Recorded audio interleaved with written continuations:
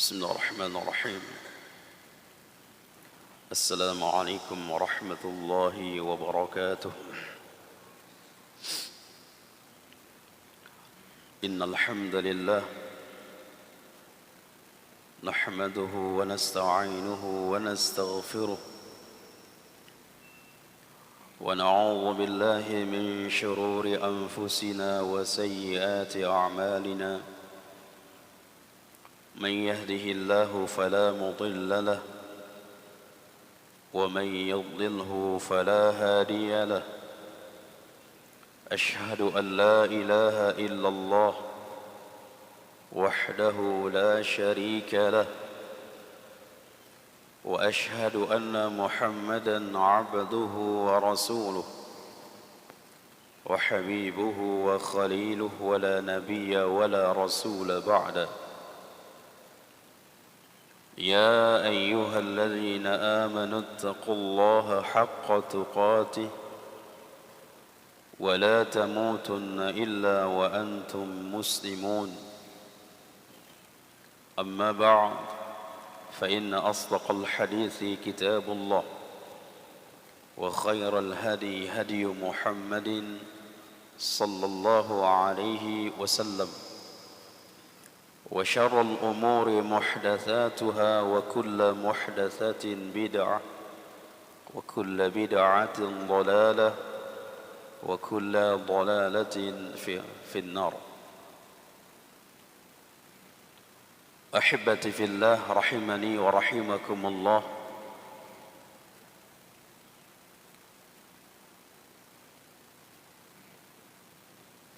Kembali kita melanjutkan kajian kitab Hadis Al-Arba'in yang dikarang oleh Al-Imam An-Nawawi.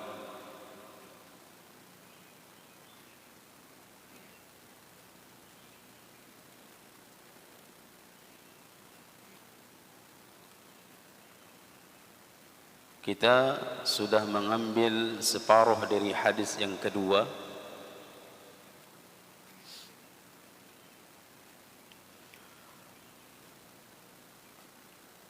Ketika seseorang datang kepada Rasulullah sallallahu alaihi wasallam, yang hal ini, peristiwa ini diceritakan oleh Umar bin Khattab dan termasuk di kalangan para sahabat yang menampak langsung peristiwa ini. Karena saat itu Umar bin Khattab di sisi Rasulullah. Datanglah seseorang yang kondisi syadidu bayadus siyab. Orang itu memakai pakaian putih yang begitu bersih. Syadidu sawadi sya'ri. Kemudian rambut yang begitu hitam. La yura alaihi atharus safar. Tidak ada kelihatan dari orang itu bahwasanya dia adalah seorang musafir. Wala ya'rifuhu minna ahad. Kalau dikatakan dia orang muqim, penduduk dari Madinah itu, kami tidak satu pun mengetahuinya. Kami tidak satu pun mengenalnya. Dari bentuk musafir bukan orang musafir, tidak ada ciri-ciri musafir pada dirinya. Kalau dia muqim, kami tidak mengenalnya. Sehingga para sahabat bertanya-tanya, siapa orang ini? Termasuk Umar ibn Khattab bertanya-tanya. Hatta jalasa ila Nabi sallallahu alaihi wasallam, sampai duduklah di hadapan Nabi sallallahu alaihi wasallam. Fa asnada rukbatayhi ila rukbatayhi. Lalu orang itu menyandarkan atau mengapakan namanya itu, merapatkan antara lututnya dengan lutut Nabi. Wa wada'a kaffaihi ala fakhidhaihi, dan meletakkan tangan orang tersebut di atas pahanya. Sebagian yang mengartikan orang tersebut meletakkan tangannya di atas pahanya Nabi. Qala ya Muhammad, lalu orang tadi yang datang itu bertanya, ya Muhammad, akhbirni 'anil Islam, kabarkan kepadaku tentang Islam, beritahukan kepadaku tentang apa itu Islam.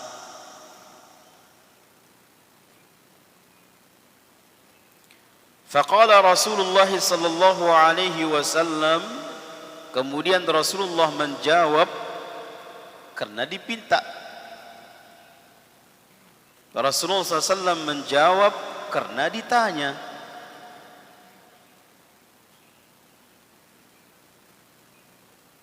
Karena tidak boleh kita menyembunyikan ilmu, tidak boleh. Bahkan kata Nabi SAW, neraka baginya orang yang menyembunyikan ilmu. Makanya kalau di sebuah kelompok misalnya atau sebuah ajaran, ketika ada orang bertanya, kalian membahas apa? Oh, rahasia. Masuk dulu, ikuti dulu. Gak boleh, itu bukan Islam berarti. Ajaran Islam terang-terangan. Ajaran Islam siapapun silakan mendengar.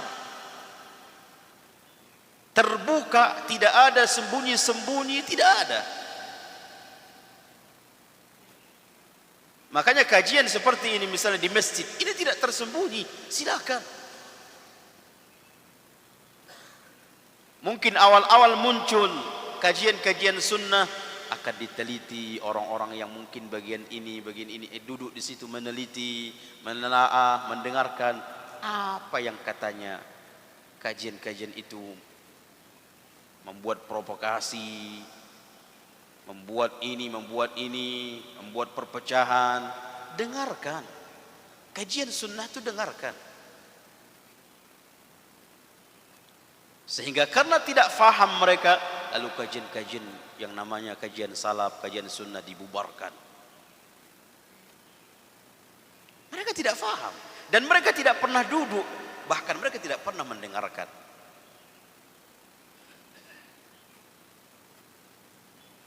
Subhanallah. Jadi Islam ini jelas. Ketika ada orang bertanya, dijawab. Tidak ada jawaban, oh nanti sembunyi-sembunyi, atau nanti ya waktu dia sudah masuk kelompok. Subhanallah.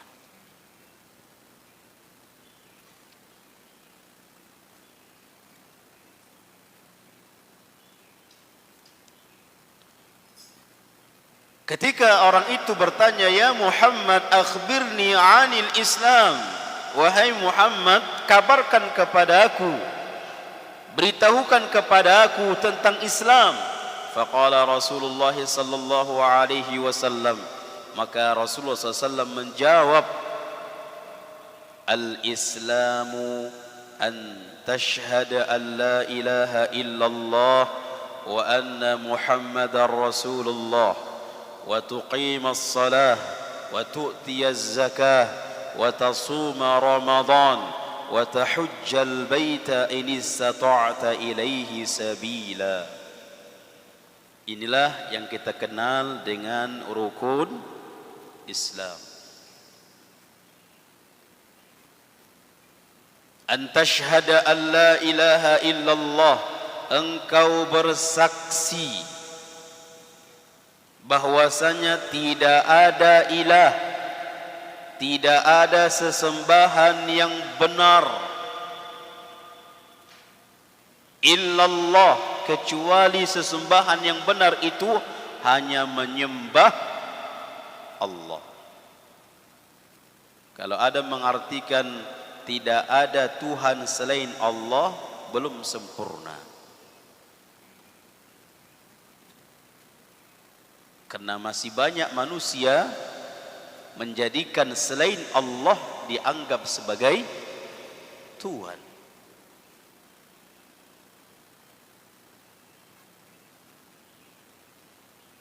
La ilaha, la itu harfun nafi, huruf yang berfungsi menafikan, tidak ada. La ilah, tidak ada sesembahan.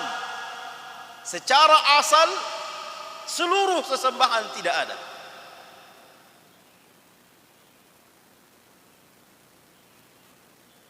Tidak ada sesembahan. La ma'budun bihaqqin, tidak ada sesembahan yang benar, tidak ada sesembahan yang layak, tidak ada sesembahan yang pantas illallah. Kemudian diisbatkan, ditetapkan, setelah menafikan kemudian ditetapkan yang benar itu sesembahan hanya Allah. Kalaupun manusia menyembah selain Allah, itu batil, itu tidak benar. Yang benar adalah sesembahan hanya menyembah Allah. Ingat jemaah, mempelajari kalimat tauhid itu, ini dia. Dua kalimat syahadah. Kalimat yang pertama untuk kalimat tauhid, kalimat yang kedua persaksian kita kepada Rasulullah.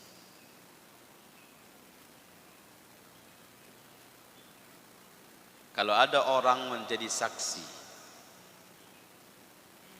pernah ana ditanya tentang dia menjadi saksi, padahal dia hanya tukang becak, adalah minta antarkan ke pengadilan. Diantarkan sampai di kantor ke pengadilan,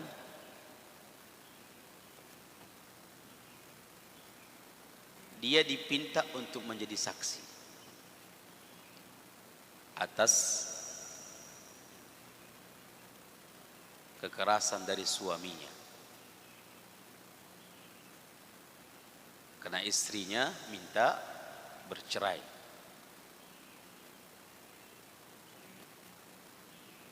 Dari pihak pengadilan meminta saksi.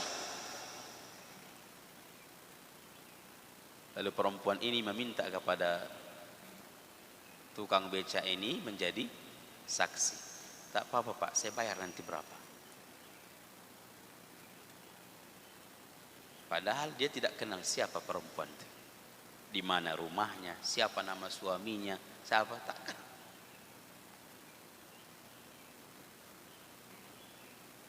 Dia menjadi saksi. Ini saksi apa namanya? Saksi palsu. Enggak kenal, enggak tahu kita. Kita bersaksi atas sesuatu, sedangkan sesuatu itu kita tidak tahu. Ini namanya saksi palsu. Diterima enggak saksi palsu?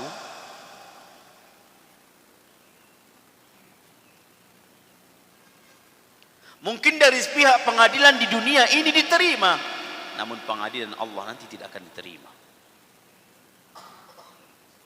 Berarti jemaah, tatkala kita mengatakan asyhadu, aku bersaksi bahwasanya tidak ada sesembahan yang berhak untuk disembah kecuali Allah, berarti kita dipinta harus tahu tentang Allah, harus faham la ilaha illallah, harus berilmu tentang la ilaha illallah, karena kita sudah bersaksi.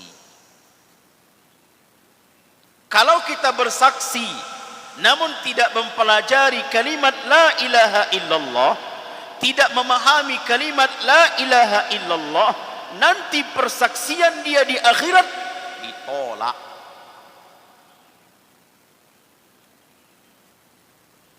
Tidak diterima persaksian dia. Wajib kita mengetahui la ilaha illallah itu. Wajib kita berilmu tentang la ilaha illallah. Dan itu memang perintah Allah. Fa'lam annahu la ilaha illallah. Berilmulah kalian, kata Allah. Itu perintah. Fa'lam.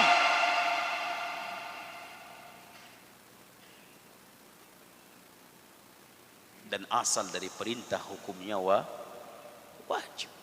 Wajib kalian berilmu tentang la ilaha illallah agar persaksian kita diterima nanti di akhirat.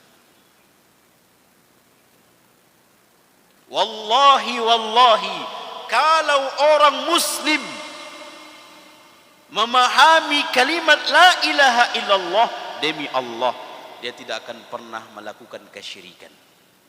Tak akan pernah.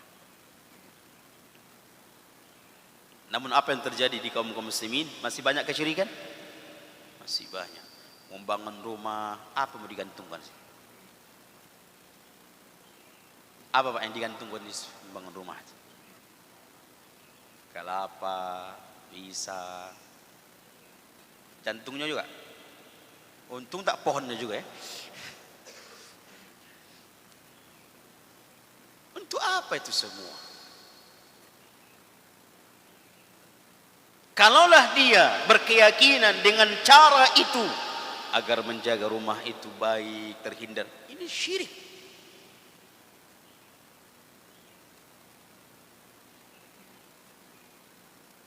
Banyak di kalangan kaum muslimin masih melakukannya.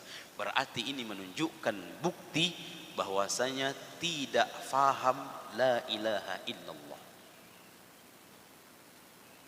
Kalau dia faham, pasti tidak akan melakukan kesyirikan.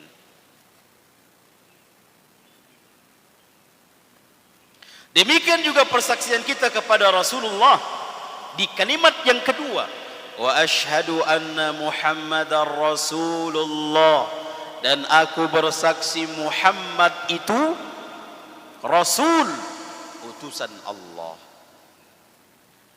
Berarti kita di situ bersaksi bahwasanya tentang Muhammad yang merupakan dia adalah Rasulullah.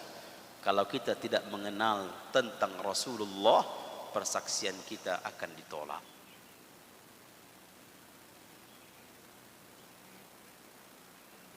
Makanya disitulah fungsi kita belajar kitab Al-Usul As-Salasah.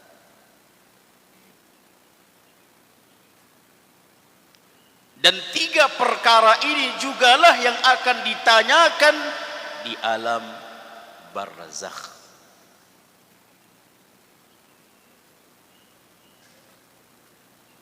Wajib kita mempelajari al-usul as-salasah. Dan itu dasar di dalam memahami tauhid agama ini.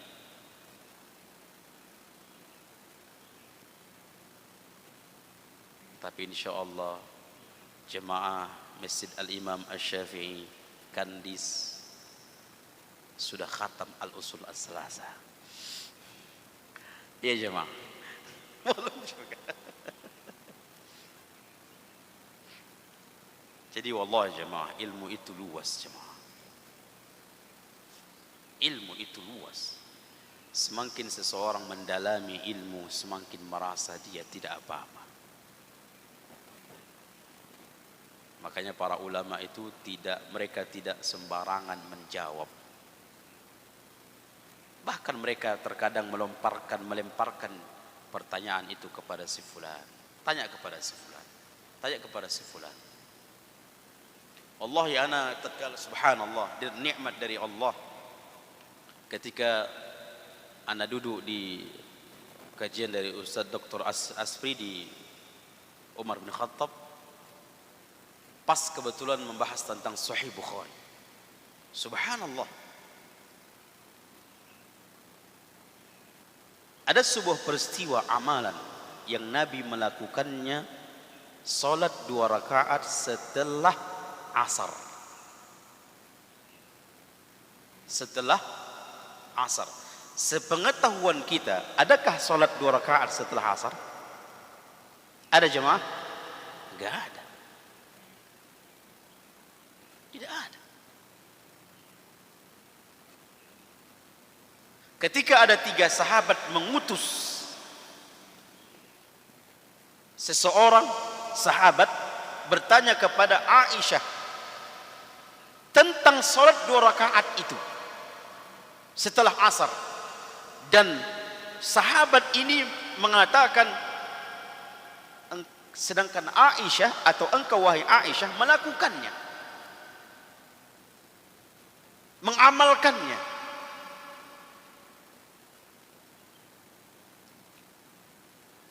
Kemudian Aisyah mengatakan, pergilah bertanya kepada Ummu Salamah. Aisyah jemaah, masih pertanyaan itu dilemparkan kepada Ummu Salamah. Di sini agak terdetik di dalam pikiran anak, ada sesuatu di sini. Habis kajian anak tanya, berarti apakah Aisyah itu beramal tanpa ilmu? Allah subhanallah, nikmat luar biasa. Jangan jawaban luar biasa. Hafizahullah ta'ala. Aisyah tahu sudah ilmunya, namun Aisyah mengetahui Ummu Salamah lebih faham tentang itu. Dia sudah tahu, namun Aisyah mengetahui tentang perkara ini Ummu Salamah lebih faham, maka dia melemparkan jawaban itu atau melemparkan kepada Ummu Salamah. Tanya Ummu Salamah. Inilah salaf. Ketika ditanya sebuah perkara atau sebuah perihal, kita tahu, namun kita mengetahui ada lebih faham dari kita, tanya si fulan.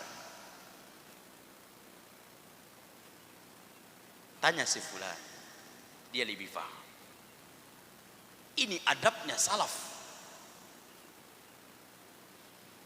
Tidak sembarangan.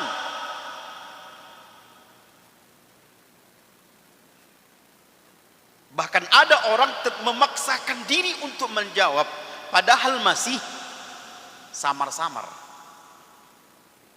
Dia paksakan diri untuk menjawab. Ahibati fillah, jawaban itu bisa mencelakai diri kita nanti. Ingat kisahnya yang membunuh berapa orang? Awalnya 99. Ketika ditanya ahli ibadah, apakah ada pintu taubat kepadaku, diterima Allah taubatku? Sedangkan saya sudah membunuh 99. Mendengar kalimat 99, ini menjawab dengan perasaan, bukan ilmu. Lalu dia mengatakan, wallahi takkan Allah terima taubatmu, pintu taubat telah tertutup. Ini makin panas kan, dibunuhin lagi. Genap menjadi 100. Para ulama mengatakan itu balasan karena dia menjawab tanpa ilmu. Sedangkan dia bukan ahli ilmu, hanya ahli ibadah, yang terkadang menjawab dengan perasaan. Enggak boleh.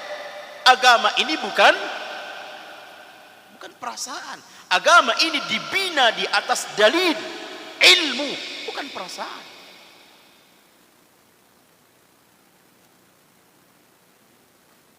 Para ulama memberikan penjelasan itu disebabkan karena dia menjawab tanpa ilmu. Harusnya dia, Allahu a'lam bah, ana enggak tahu masalah itu, coba tanya yang lain, dia selamat. Begitulah sebenarnya orang yang belajar. Semakin dia dalam, semakin dia berhati-hati di dalam menjawab itu. Kecuali dia sudah faham, sudah jelas kepada dia perkara tersebut. Dia pernah membaca, dia pernah mempelajari, dia pernah mendengar, sehingga jelas di benaknya perkara tersebut, lalu dia jawab. maka ini tidak masalah. Karena kalau seandainya dia tidak menjawab, padahal dia mengetahui, ini namanya menyembunyikan ilmu. Ada juga ancaman.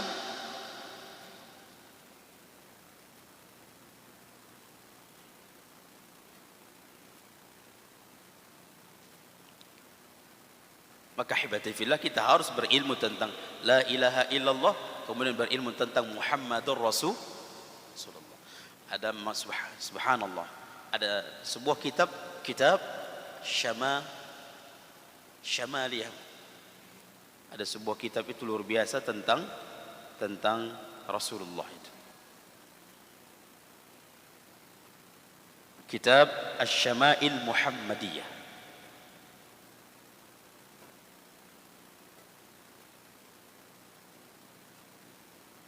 Tentang bagaimana Rasulullah itu, bagaimana bentuk postur tubuhnya, bagaimana mata Rasulullah, bagaimana rambut Rasulullah. Kalau kita membaca itu, kalau ada mengatakan, Ustaz, tadi malam ana bermimpi dengan Rasul. Bermimpi dengan Rasul, iya. Kenapa anda mengetahui itu Rasulullah? Dia mengaku, Ustaz, ana Rasulullah. Bagaimana bentuk yang anda lihat, yang antum lihat di dalam mimpi? Rasulullah itu pakai kopiah nasional. Dipercaya? Berarti itu setan. Begitulah banyak kasus.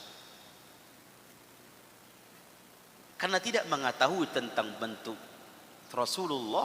Tatkala ada mengatakan aku Rasulullah, setan itu bisa mengatakan aku Rasulullah, namun tidak bisa menyerupai Rasulullah, enggak bisa. Tapi kalau mengatakan aku Rasulullah, Ustaz, nampak anak bercahaya orangnya, rambutnya putih, jenggotnya putih, berarti bukan Rasulullah. Karena Rasulullah rambutnya masih hanya beberapa helai yang tidak semua putih. Taib. Udah mesti yang jemaah.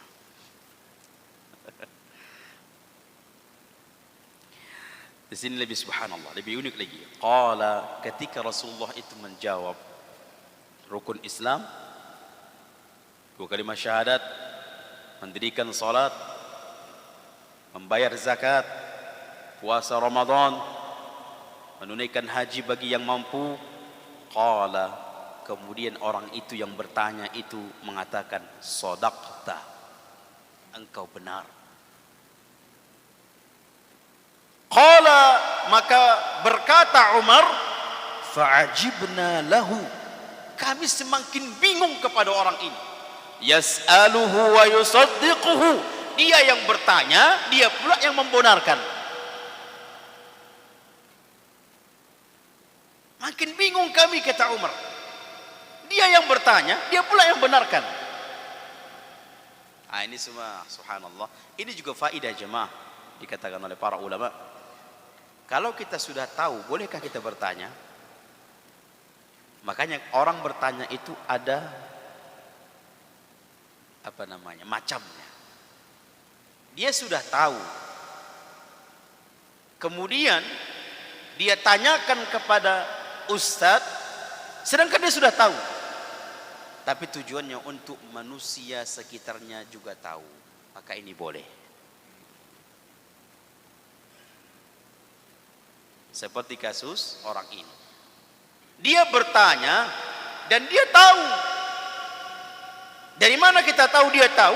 Karena dia mengatakan shadaqta, engkau wahai Muhammad benar. Berarti dia sudah tahu.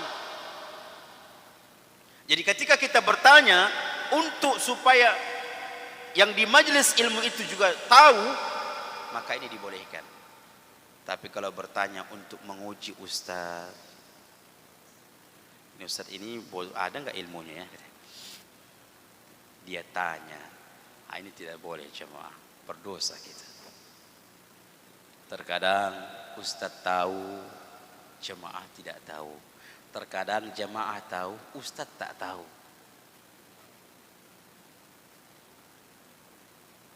Makanya wajar saja para ulama dahulu puluhan pertanyaan cuman 2, 3 yang dijawab. Yang lain tidak tahu.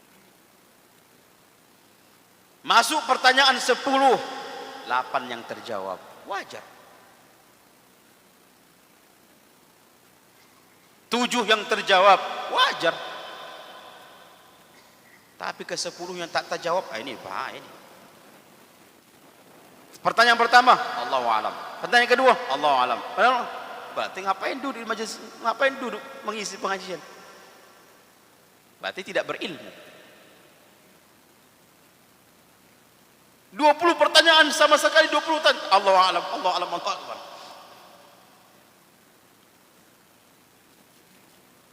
Baik. Kita cukup nih. Sudah bunyi alarm kita. Baik, ada satu pertanyaan. Silakan, Pak. Kalau ada.